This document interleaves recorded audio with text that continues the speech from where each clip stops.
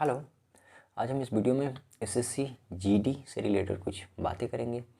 हाल ही में इसका भी नोटिफिकेशन आया है, कुछ चेंजेस भी देखने को मिला है। हम सारा कुछ इस वीडियो में डिटेल्स में देखने वाले हैं। मैं बता दूं कि पिछला बार मैंने भी एग्ज़ाम दिया था, उसमें मेरा मार्क्स 84 था। मैं फिजिकल देने नहीं गया था क्योंकि मेरा फिजिकल उतना अच्छा है नहीं। एसएससी जीडी से रिलेटेड मैंने एक और वीडियो बनाई है, चाहे तो आप देख सकते हैं, मिल जाएगा, कुछ दिन पहले ही अपलोड हुआ है। सबसे पहले हम बात करते हैं इसमें चेंजेस को लेकर। तो मुख्य रूप से एक ही चेंज किया गया है। पहले जो था वो 100 क्वेश्चन था और 100 मार्क्स का था, मतलब एक क्वेश्चन एक नंबर का, और जिसके लिए टाइम दिया जाता था 1.5 घंटा, 1 घंटा 30 मिनट।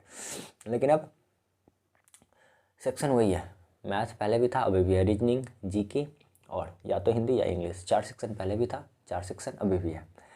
पहले क्या था, जो चारों सेक्शन से 25-25 क्वेश्चन आता था, तो टोटल 100 क्वेश्चन हुआ और मार्क्स भी 100 हुआ।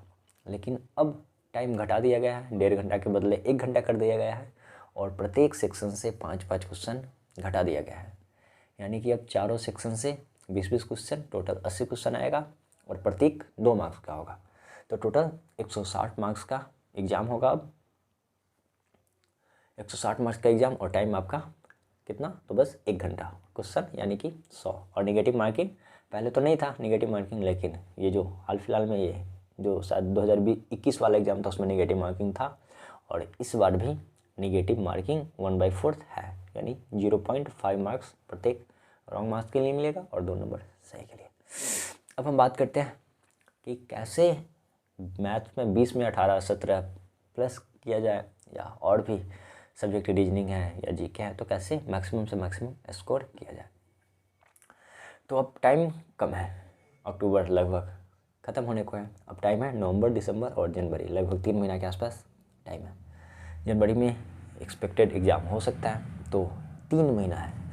अब उम्मीद करते हैं कि इसका जो डेट था वो बहुत पहले अनाउंस हो चुका था कि वैकेंसी आने वाली है। तो जो सीरियस कैंडिडेट है वो तो अभी तक कुछ दिनों से लगे होंगे और बहुत मेहनत कर रहे होंगे, और सिलेक्शन भी ज़्यादा चांस है कि उन्हीं का होगा जो पहले से लगे हुए हैं। अब 3 महीने में कोई क्या कर लेगा, फिर भी देखते हैं। 3 महीने में बहुत कुछ किया जा सकता है। मैंने CHSL 1 महीने सीरियसली पढ़ाई करके निकाला था, जिसमें मेरा मार्क्स 168 था। हो सकता है 3 महीने में भी हो सकता है, बट बहुत ज़्यादा मेहनत करने की ज़रूरत है। सबसे पहले हम बात करते हैं मैथ्स की। तो मैथ्स के लिए मैंने तो गगन सर से पढ़ा था, तो उनका लेवल थोड़ा हाई है, तो मैं यहाँ पे ये सब बात नहीं करूँगा। ये सब बात मैंने पिछले वीडियो में कर चुका है। तो कैसे पढ़ना है, मैंने क्या किया था, वो वहाँ पे हम बात कर चुके हैं। अब इस वीडियो में हम बताएंगे कि आपको क्या करना है, कि क्या करना चाहिए कि अब 3 महीने में कि कैसे क्या करें कि मैक्सिमम से मैक्सिमम स्कोर आ जाए। तो हम मैथ्स को लेकर आपको बताएंगे कि सबसे पहले आप क्या कीजिए, 1-2 दिन में, जैसे अभी तो पर्व त्योहार का मौसम में, छठ का, जैसे छठ खत्म होता है, छठ पूजा, तो आप क्या कीजिए, कम से कम 3 सेट आपको बनाना है। किसका, जीडी का। कब, तो पिछला जो 2021 में एग्ज़ाम हुआ है उसका आपको 3 सेट बनाना है। पहला दिन 1 सेट, दूसरा दिन 1 सेट और तीसरा दिन 1 सेट। कम से कम 3 सेट बनाइए, ज़्यादा भी बना सकते हैं। 3 दिन में आप 3 सेट बनाइए। और देखिए कि मैथ से आपका अगर क्वेश्चन छूट रहा है 25 में से, अगर आपका 25 में से अगर 22-23 है तो सही है, 1-2 तो गलत हो जाता है। मेरा शायद 24 के आसपास सही था, 1-2 जल्दीबाजी में वहाँ गलत हो जाता है।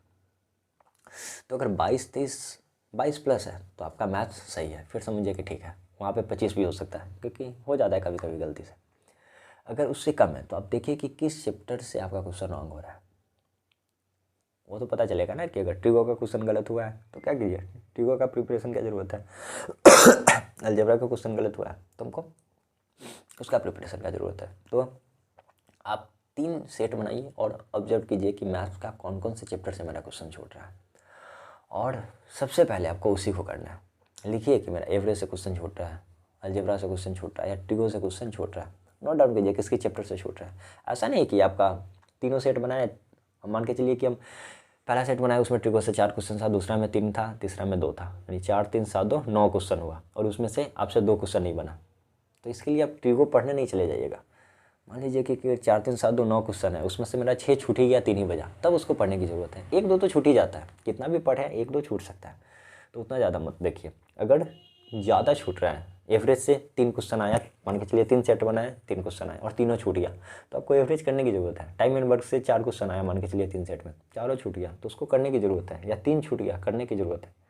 अगर 3 कर लिए, 1 छूट गया तो उसको करने की ज़रूरत नहीं है। तो यही देखिए कि किस चैप्टर से कितना क्वेश्चन छूट रहा है। नोट कीजिए चैप्टर को, और कोई भी बुक लीजिए previous year, Rakesh Yadav sir का ले सकते हैं, पिनेकल का ले सकते हैं, किरण का ले सकते हैं, किसी भी टीचर का ले लीजिए, गगन सर का ले सकते हैं, जिनका भी आपको पसंद आए, अविनाश शर्मा का, उनका है, रेमू सर का, बहुत सारे बुक हैं। तो जिनका बुक लेना है प्रीवियस ईयर ले लीजिए और उस चैप्टर को बढ़िया से कर जाइए। सबसे अच्छा पिनेकल होगा मेरे हिसाब से, क्योंकि उसमें TCS का लेटेस्ट क्वेश्चन मिल जाएगा, और उसमें भी आप CGL मेंस लेवल का नहीं बनाइएगा, जो भी प्री तक हो वो बना लीजिएगा। CGL मेंस छोड़कर सारा क्वेश्चन कर लीजिएगा, क्योंकि लेवल अच्छा आता है क्वेश्चन का, तो मेंस छोड़कर सारा क्वेश्चन कर लीजिएगा। तो सबसे अच्छा बुक है आप TCS का जो पिनेकल का है वो बेस्ट है। तो ऐसे कीजिए, मैथ आप 3 महीने करके देखिए ना, सेम चीज़, जिस चैप्टर से क्वेश्चन छूट रहा है उसको कर दीजिए। मुश्किल से एक चैप्टर करने में 4 से 5 दिन लगेगा।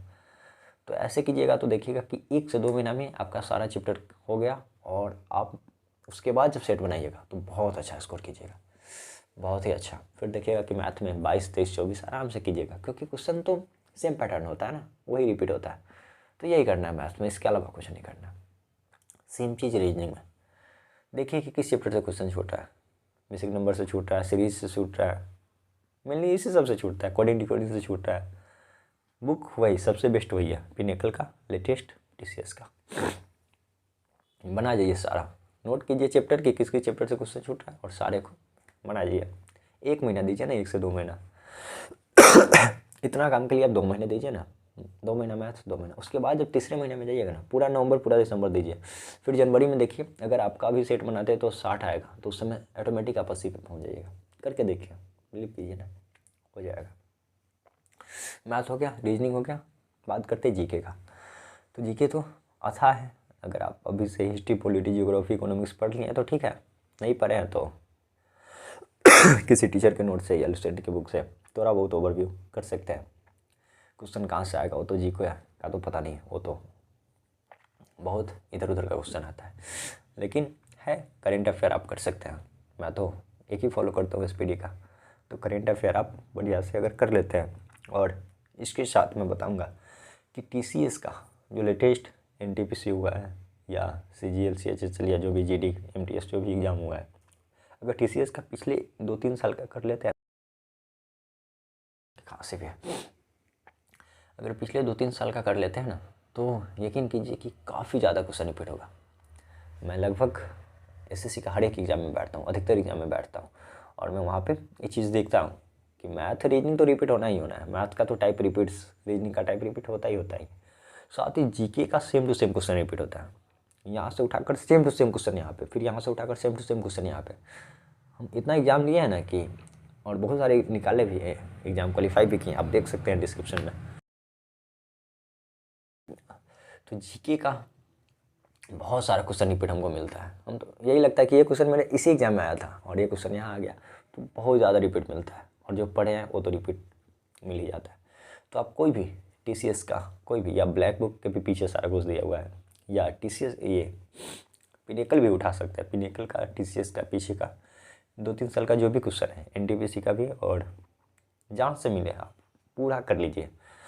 और फिर देखिए कि 20 में से 5-7 क्वेश्चन तो डायरेक्ट आपको रिपीट मिल जाएगा। यहाँ से 5-7 से ज़्यादा ही, कम ही बोल दिए, 5-7 ज़्यादा क्वेश्चन रिपीट मिलेगा। 5-6 क्वेश्चन करेंट अफेयर से आएगा, वहाँ से हो जाएगा। तो इसमें भी आप बढ़िया स्कोर कर लीजिएगा। बाकी पॉलिटी का जो भी मेन टॉपिक है, जैसे आर्टिकल वगैरह, ये सब देख लीजिए। हिस्ट्री में थोड़ा बहुत पढ़ लीजिए, इकोनॉमिक्स, ये सब, जियोग्राफी थोड़ा बहुत भी पढ़ लीजिएगा, काम हो जाएगा। इसमें भी बढ़िया मार्क्स लाइएगा। तो मेनली क्या करना है, करेंट अफेयर को छोड़ना नहीं है, और TCS का लेटेस्ट जो भी क्वेश्चन है वो बढ़िया से करके जाना है। 2 चीज़ करके जाइएगा। सब्जेक्ट थोड़ा बहुत भी अगर आप पढ़े होइएगा, हिस्ट्री, पॉलिटी, जियोग्राफी, इकोनॉमिक्स, फिर बढ़िया से काम बन जाएगा GK में भी। और बात करते हैं लास्ट, हिंदी या इंग्लिश।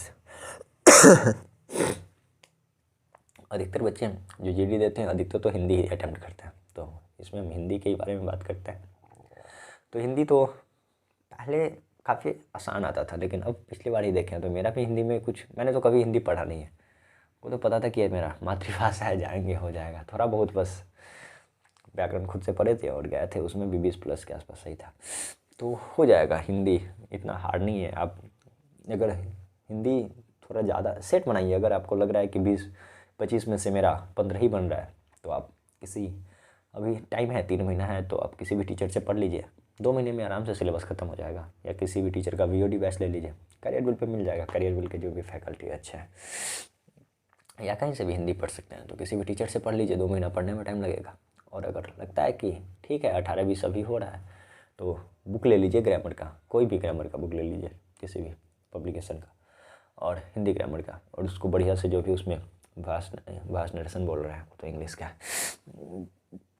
उसमें संधि हो गया, समास हो गया, और भी पर्यायवाची शब्द, अनुलोम जो भी ठीक है, जहाँ से क्वेश्चन आपको पता चल जाएगा। जब क्वेश्चन बनाइएगा, 3 सेट बना लीजिएगा, तो आपको सारा आइडिया आ जाएगा कि हिंदी में क्वेश्चन कहाँ से आ रहा है, GK में क्वेश्चन कहाँ से आ रहा है, करेंट अफेयर आ रहा है तो किस मंथ का आ रहा है। जनरली अब तो 1.5 साल तक आता है, लेकिन जनरली देखिएगा तो जो पिछले 3 से 6-7 महीने के आसपास के बीच में ज़्यादा, पिछले 3 महीना से लेकर 7 महीना के बीच के क्वेश्चन उसमें ज़्यादा रहता है। तो यही जब सेट बनाइएगा तो सारा कुछ ऑब्जर्व कीजिएगा ना, कि क्वेश्चन छूट रहा है तो कहाँ से छूट रहा है, और क्वेश्चन आ रहा है तो आ कहाँ से रहा है, और मेरा जा रहा है तो जा कहाँ से रहा है। तो सारा कुछ जब देखिएगा, फिर देखिए कि कितना अच्छा, और सारा कुछ पे एकदम बोलते हैं ना कि स्मार्ट स्टडी, इसी को बोलते हैं ना, कि देखिए कि क्वेश्चन आ कहाँ से रहा है, और मेरा अगर छूट रहा है तो छूट कहाँ से रहा है, और इसी पे काम कीजिए। 2 महीना काम कीजिएगा, पूरा दिसंबर नहीं, पूरा नवंबर और पूरा दिसंबर।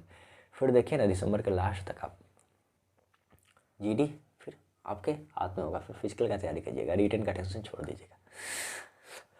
कट ऑफ की बात करते हैं तो ज़्यादा जाता नहीं है, काफ़ी कम ही रहता है।